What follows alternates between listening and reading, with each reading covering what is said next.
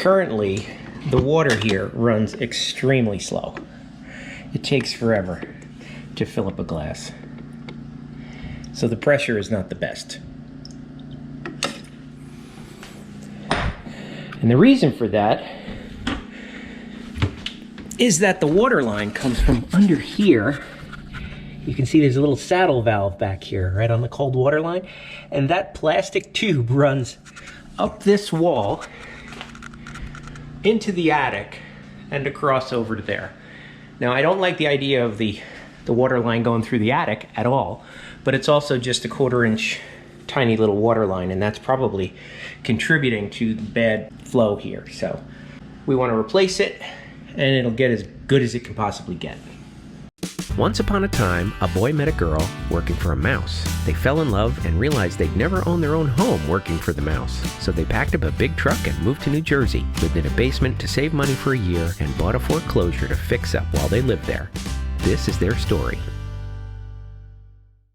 I love having this centralized utility room in this house. All the services, whether it be heat and air conditioning and the water, the hot water, etc., it all comes right from this central point in the house, and it goes to all the bathrooms and the kitchen very quickly. They get hot water very quickly in this house. I love that. One of the things I don't like about it is, number one, there's no laundry tub, and so we are going to put one in. But here is where the water meter is, so it's kind of a pain in the neck. And the other thing is this drain here for the washer. If you look at that thing looks like it's ready to break off. And it's also undersized. It's only 1.5 inches, and it's supposed to be 2 inches. So we need to fix this. Now, one of the things we're also doing, instead of getting rid of these crappy valves, I stuck one of these things in the wall. So that's the first step. And then on the other side, we'll look at what's back there. The wallpaper in this bathroom was really hard to get down, so we decided to just take the walls down and just re-sheetrock it. And while we were at it, we knew we had to get into this wall to redo some plumbing for the laundry room. So that's the box that's going to have the drain and the water going to the washer. And I took out the water lines here just so we can see it better. And I stubbed them out. You see right here with these shark bite little caps. So that way the water is still on in the house. We're going to replace this drain line, and we're going to adapt it so that we have PVC coming out in all these different ports, and we're going to add the laundry tub inside the laundry room there. We're also going to run a water line through the ceiling here, and this is where the refrigerator is, right above here. So we're going to run that through the ceiling and go up through the floor, and that's going to feed that ice maker. Now, this family room ceiling was a mess ever since they bought the house. It had these ugly beams down the middle of it that we took down. You could see them there, the remnants of it anyway. And the ceiling was stuccoed, and we were planning on having to do a skim coat over the whole thing to make it smooth. In addition, I was going to put 6 recessed LED lights in this family room ceiling and another 5 of them out in the hallway, the foyer there. And so I needed a way to run those wires, and so that's why I originally decided to cut the sheetrock away and drill these holes. And look at this, 1/2 inch PEX pipe fits through that 3/4 inch hole. So that is going to be the new line to the ice maker and water. You can see it there. I'll put an elbow, and it'll go right through that stud cavity all the way into the furnace room over there, the laundry room. And that's how it'll hook up to the pipes. Awesome, right? Couldn't do that without that long bit. Well, maybe you could, but it'd be a lot harder. I can't believe I'm going to drill into our nice new floor.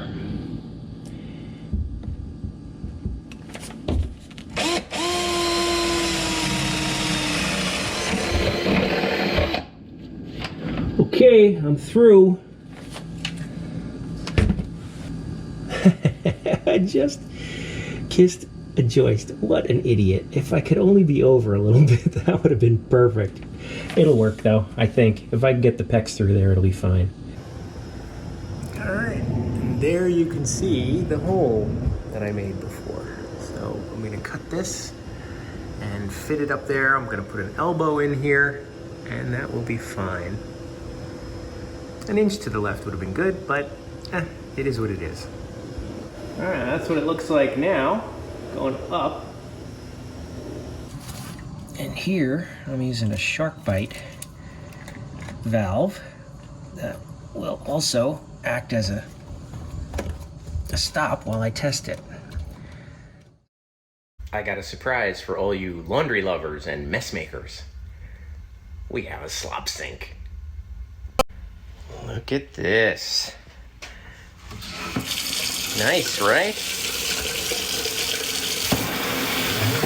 It pulls out.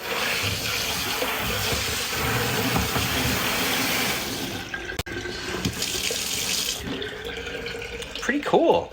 It's never going to be this clean again, but that's okay. We're going to clean paint brushes and things like that with it, drywall tools. But look at that. Made it all work really well with the plumbing on the other side.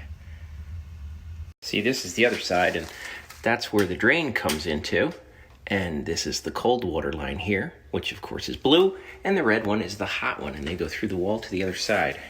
And this is all hooked up to our washer over there, and on this side is going to be the sink in the bathroom.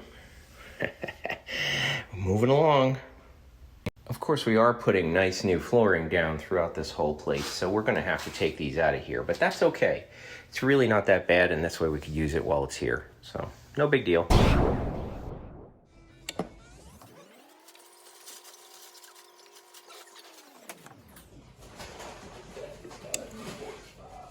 All right, I'm going to call that full.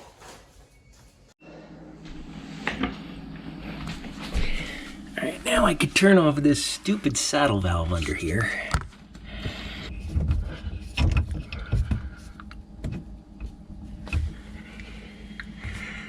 That was the dumbest way to run an ice maker.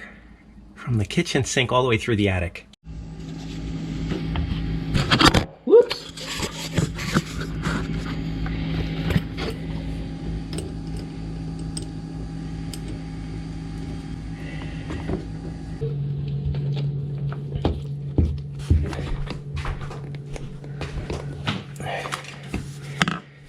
Moment of the truth. There we go. No leaks. Okay, I disconnected the water line from that saddle valve after shutting it off, and then I drained the line. And I actually blew it out using my compressor. And then I pushed it back in the wall, and this is the one that is now in use, so, and it works great. But now I gotta time it. All right, let's see how this does now.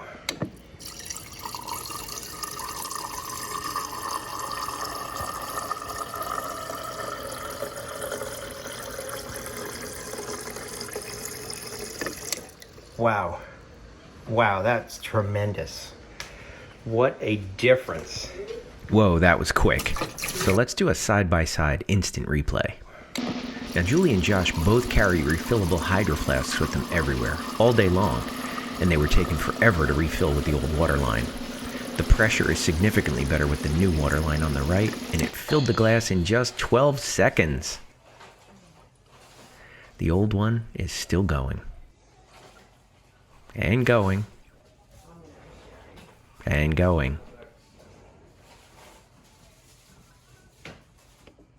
And finally it filled the same glass in a whopping 31 seconds. That's a 60% improvement just from replacing the supply line.